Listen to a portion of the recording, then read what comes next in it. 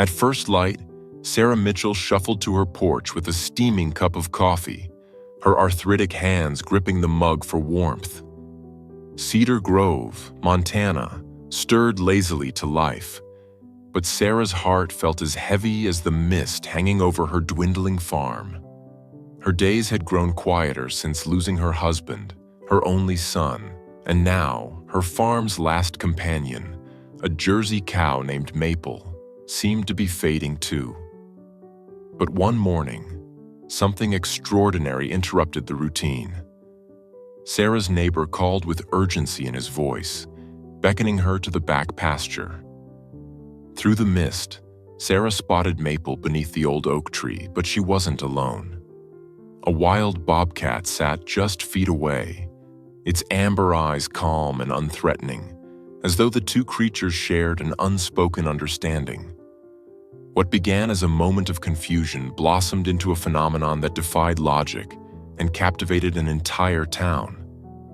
Night after night, the bobcat returned, not to hunt, but to heal. And in doing so, brought an unexpected light to Sarah's life. What unfolded next wasn't just a story about a cow and a predator. It was a testament to resilience, unlikely bonds, and the mysteries of nature's ability to mend broken hearts. Sarah Mitchell's arthritic fingers traced the worn edges of her late husband's photograph as the first light of dawn crept through her farmhouse windows. 3 years had passed since cancer claimed James, but some mornings the loss felt as fresh as yesterday. The old grandfather clock in the hallway, a wedding gift from 45 years ago, chimed 6 times, its deep resonance filling the quiet house. Outside, Cedar Grove, Montana was still sleeping, its scattered farms and ranches mere shadows against the purple mountains. Sarah's 200-acre farm, once bustling with life and livestock, had dwindled to little more than a handful of chickens and one elderly Jersey cow named Maple. The cow had been James's final gift to her, purchased just months before the cancer took him. "One last beautiful thing," he'd whispered from his hospital bed, his once strong hands barely able to grip hers. "Promise me you'll keep her, Sarah. Promise me you won't be alone." The memory of that promise pushed Sarah from her chair by the window, despite the protestations of her aging joints. At 72, every morning brought new aches, new reminders that time was marching forward whether she was ready or not. But Maple needed her morning feed, and Sarah Mitchell had never been one to let pain stop her from doing what needed to be done. She was halfway through her morning routine when the phone rang, its shrill tone shattering the pre-dawn quiet. Tom Henderson's voice on the other end was breathless, urgent. "Sarah, you need to come to the back pasture right now. There's something you need to see with your own eyes."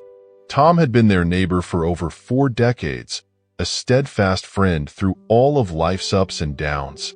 He'd helped James build the barn in '82, had been there when their only son Michael was killed in Afghanistan in 2008, and had kept a quiet vigil with Sarah through James's final days. If Tom said something needed seeing, it needed seeing. Sarah found him at the fence line, his weathered hands gripping a pair of binoculars so tightly his knuckles had gone white. When he handed them to her without a word, Sarah's heart began to race. Through the lenses, she could make out Maple in her favorite spot beneath the ancient oak tree, peacefully chewing her cud in the morning mist. But she wasn't alone. A wild bobcat sat no more than 3 feet from Maple, its tawny fur glowing in the early morning light. Sarah's first instinct was fear.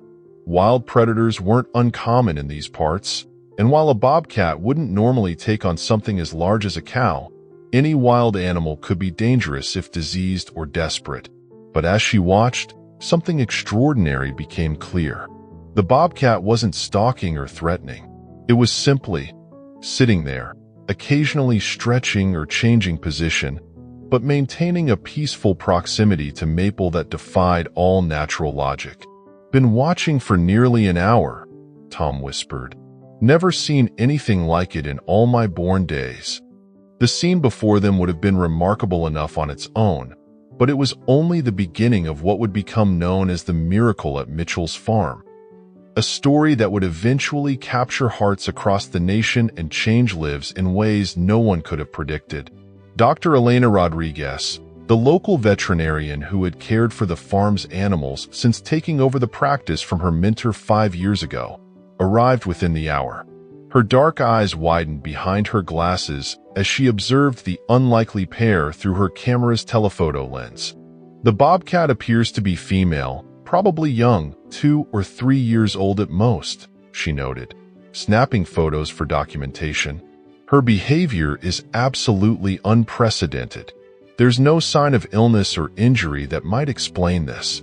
She's moving normally, her coat is healthy, her eyes are clear. She's simply choosing to be here. Word spread quickly through Cedar Grove, a town small enough that unusual news traveled faster than morning coffee could brew. By noon, a small crowd had gathered at the farm's main gate. Sarah recognized most of them: the Johnson kids from the hardware store, old Mrs. Whitaker who taught piano lessons, Pastor Mike from the Methodist church. All of them drawn by the whispered tale of a wild bobcat who had made friends with a cow.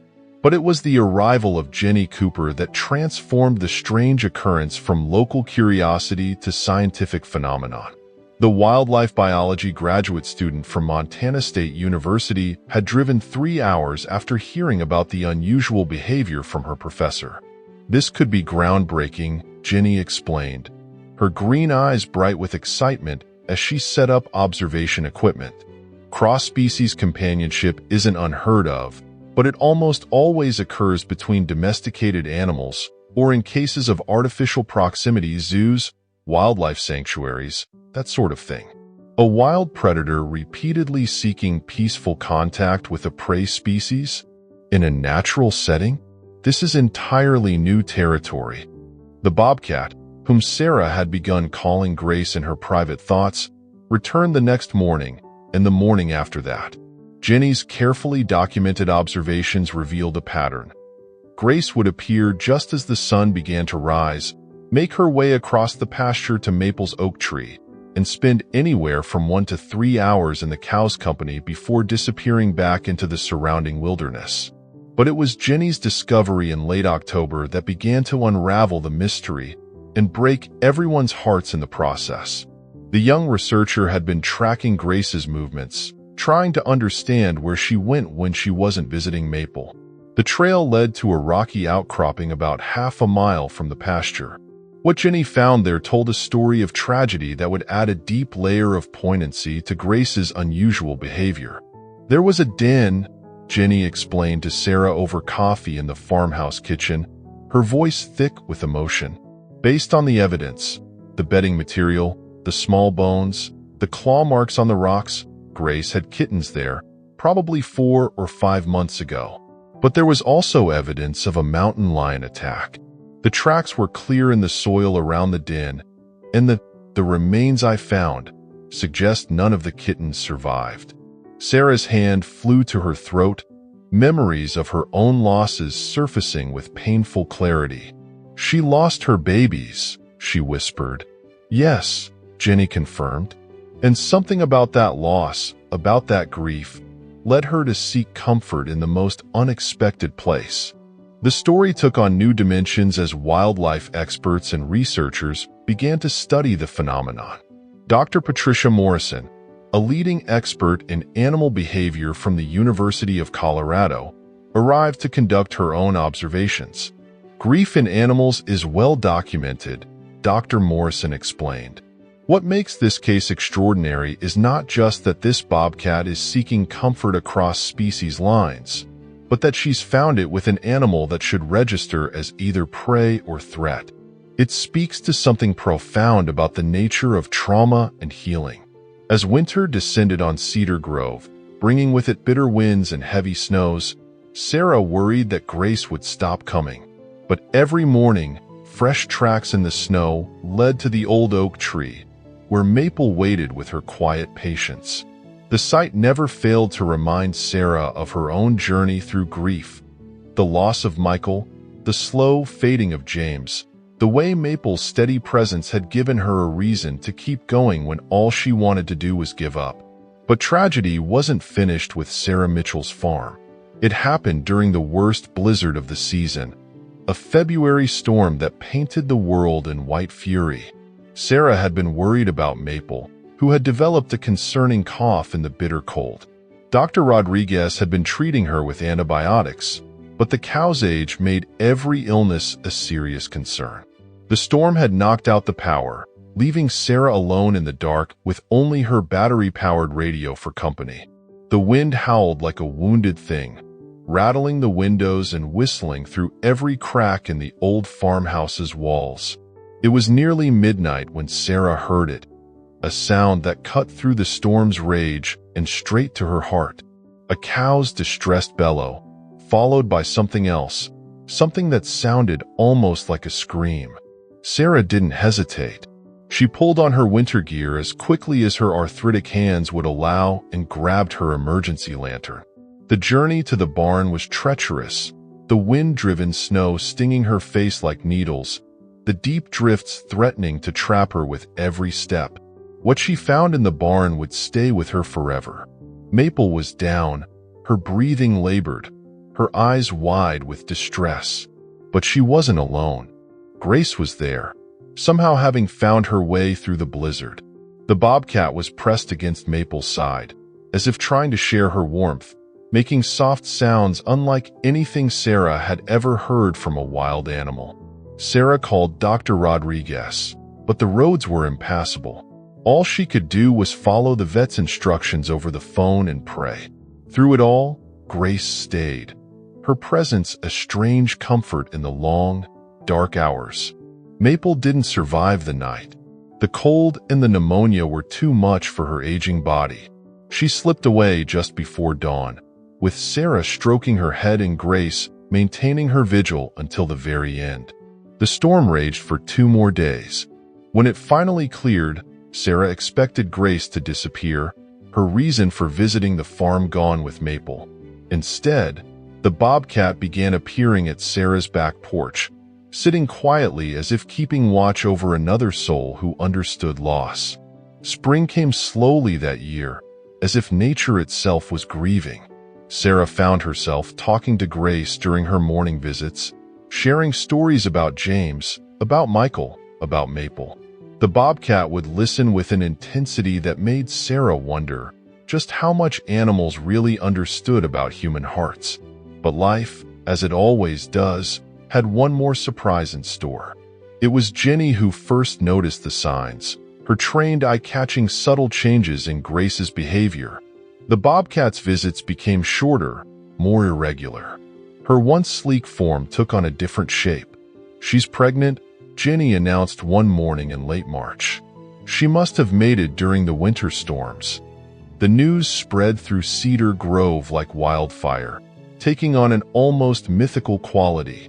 The Bobcat who had lost her kittens found healing in an unlikely friendship and was now being given a second chance at motherhood. It was the kind of story people needed to believe in. Grace disappeared for several weeks in April, but Sarah wasn't worried this time. She knew the Bobcat was preparing for her new family, and she had faith that Grace would return when she was ready. That faith was rewarded on a morning in early May, when the spring wildflowers were painting the pasture in brilliant colors. Sarah went out to find Grace waiting at the back porch, and behind her, tumbling and playing in the dewy grass, were 5 healthy kittens. The sight brought tears to Sarah's eyes. Grace had brought her new family to the place where she had found healing, to the person who had shared her grief. It felt like a completion of sorts, a reminder that even the deepest wounds could heal, that life could bloom again from the ashes of loss. Word of Grace's kittens traveled far beyond Cedar Grove. National news networks picked up the story, focusing not just on the unusual cross-species friendship that had preceded it, but on the larger themes of healing and hope that the story represented. Scientists and researchers continued to study and document the case, publishing papers that would change how the academic world viewed animal emotions and cross-species relationships. But for Sarah, It was something simpler and more personal. Every morning, as she watched Grace and her kittens play in the yard where Maple had once grazed, she felt less alone. The aches in her joints seemed less severe, the weight of her losses a little lighter to bear. She thought often of James's last gift to her, not just Maple, but the chance to witness something miraculous, a reminder that love could take countless forms and that healing could come from the most unexpected sources. The kittens grew quickly, as wild things do, learning to hunt in the woods around the farm under their mother's watchful eye. By late summer, they were nearly grown, beginning to venture out on their own. But Grace continued to visit Sarah's porch each morning, maintaining the connection that had been forged through shared grief and healing. Sarah began to plant wildflowers around the old oak tree, creating a living memorial to Maple and to the extraordinary events that had unfolded there. She added a small bench where she could sit and watch the sunrise, often accompanied by Grace, who would stretch out nearby as if standing guard over their shared memories. Time moved forward, as it always does. The story of the bobcat and the cow became part of Cedar Grove's folklore, passed down to children and grandchildren. Researchers continued to study the phenomenon, and occasionally news crews would return to do follow-up stories about Grace and her growing family. But the real miracle, Sarah came to understand, wasn't in the unusual friendship between a bobcat and a cow, or even in the scientific implications of their bond. The miracle was in the reminder that healing is possible, that love knows no boundaries, and that even in our darkest moments, we are never truly alone. Today, if you visit Cedar Grove, Montana, you might hear about the miracle at Mitchell's farm. You might see the wildflower meadow around the old oak tree, or even catch a glimpse of a bobcat and her latest litter of kittens playing in the morning mist. And if you're very lucky, you might meet Sarah Mitchell herself, sitting on her porch with a cup of coffee, watching the sunrise with a tawny-furred companion by her side. She might tell you about James, about Michael, about Maple, and about Grace. She might share with you the wisdom she's gained from years of watching love work its mysterious ways. But most importantly, she might remind you that sometimes the most profound healing comes not from understanding why things happen, but from being open to the possibility that beauty can emerge from even the deepest pain, that friendship can transcend all boundaries, and that love, in all its forms, has the power to transform tragedy into triumph.